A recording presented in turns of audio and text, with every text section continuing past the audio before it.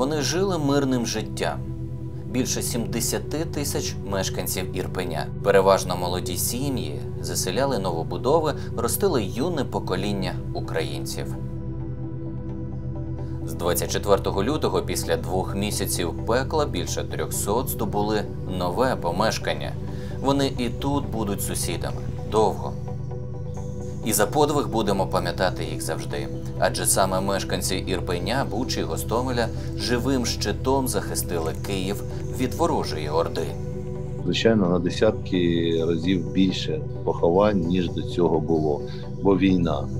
У нас до 300 людей загинуло, але ця цифра кожен день трохи зростає, бо ми там знаходимо поховання.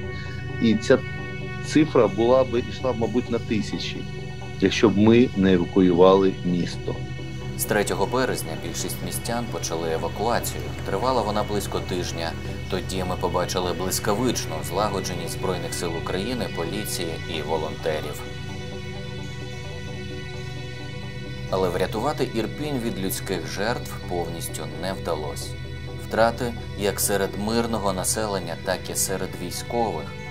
Територіальний загін Ірпеня поховав 34 воїнів.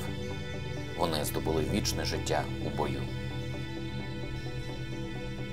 А ось ця жіночка поховала чоловіка, його серце не витримало побаченого. Он сюда ходил много раз, хотел попасть до дома, его не пускали. А тут буквально 3 дня назад его пропустили. Ну и посмотрел, что тут творится, видать, от расстройства. Сердце прихватило, и все. Сім'ї, які загинули від ракетних вибухів, ховали разом, деякі могили спільні. Місцева громада допомагає із похованням. Отримати труну, хрест можна безкоштовно. А СБУ і правоохоронці обіцяють, що кожен учасник цього військового злочину буде знайдений. Українській спецслужбі вдалося встановити поіменні списки російських військових, які будуть притягнені до відповідальності за злочини проти миру і безпеки людства.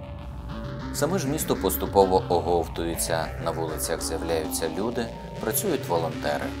Зараз основне завдання – це відновлення інфраструктури, відновлення комунікацій всіх, це електрики, води, каналізації, тепла, газу. І друге, це одне з основних, ми будемо завозити їжу, ліки тим людям в ті села, в ті міста, куди треба.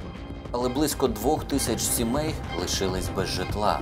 Повертатись їм нікуди, тому першу хвилю людей, яким немає де жити, планують поселяти в таборах навколо міста, у яких колись так радісно проводили час діти. Згодом почнеться будівництво соціального житла і програма відновлення Ірпеня, як і решти міст героїв, які гідно зустріли ворога.